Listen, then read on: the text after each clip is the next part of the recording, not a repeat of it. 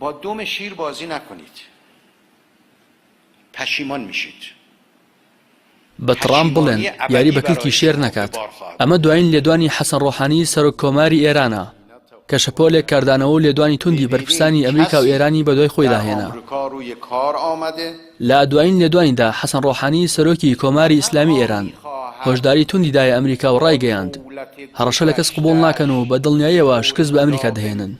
ڕۆحانی لە بەردەم نوێنەر و دیپلۆماتکارانی وڵاتەکەی ئاماژەی بەوە کرد پێویستە ئەمریکەکان باش تێبگەن لەوەی کە ئاشتی لەگەڵ ئێران دایکی هەموو ئاشتیەکانە و شەڕیش لەگەڵ ئێران دایکی هەموو شەڕەکانە. اسرائیل نمونه دموکراسی منطقه است. هەڕەشەکانی ڕۆحانی بێوەڵام نەمانەوە. دۆناڵد ترامپ سەرۆکی ویلایەتە یەکگرتوەکانی ئەمریکا هەرزوو وەک پیشەی هەمیشەیی لە تویتێکدا وەڵامێکی توندی سەرۆک کۆماری ئێرانی دایەوە و ڕایگەیاند هەرگیز جارێکی دیکە هەڕەشە لە ئەمریکا نەکەیت ئەگەر نا تووشی کۆمەڵێک سزا دەبیت کە هەرگیز کەس لە مێژوودا بە سزای لەو جۆرە نەیناڵاندووە. لە تویتەکەیدا ترامپ ڕوبە ڕۆحانی نووسیوێتی ئاگادار بە لەبەر ئەوەی ئەمریکا چیتر وڵاتێک نییە کە دەستەوەسان بێت لە ئاست بشات و تیژەکانت. دوا بە دوای تویتەکەی ترامپ محەممەد جەواد زەریف وەزیری دەرەوەی ئێران هاوشەوی سەرۆکی ئەمریکا لە تویتێکدا لە تۆڕی کۆمەڵایەتی تویتەر وەڵامی هەڕشەکانی ترامپی دایەوە.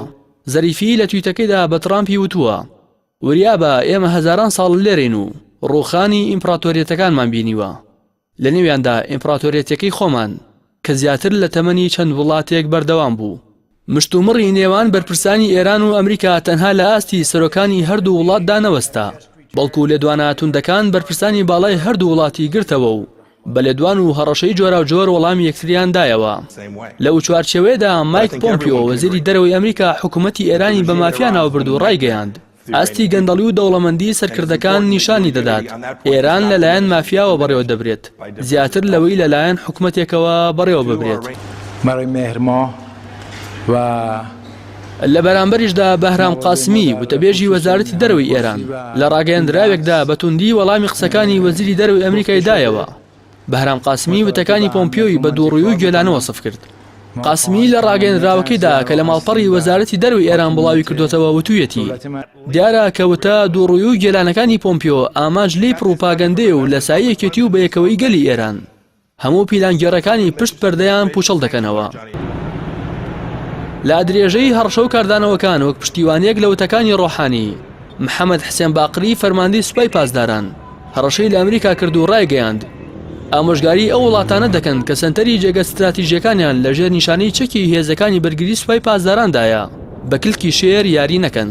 هاوکات بەهۆی لە دواناتوندەکانی نێوان سەرۆک و بەرپرسانی ئەمریکا و ئێران تمەنی ئێرانی بەرامبەر بە دۆلاری ئەمریکی لە بازاڕەکانی ئاڵوگۆڕی درا و دابەزینی بەرچاوی بەخۆوە بینی.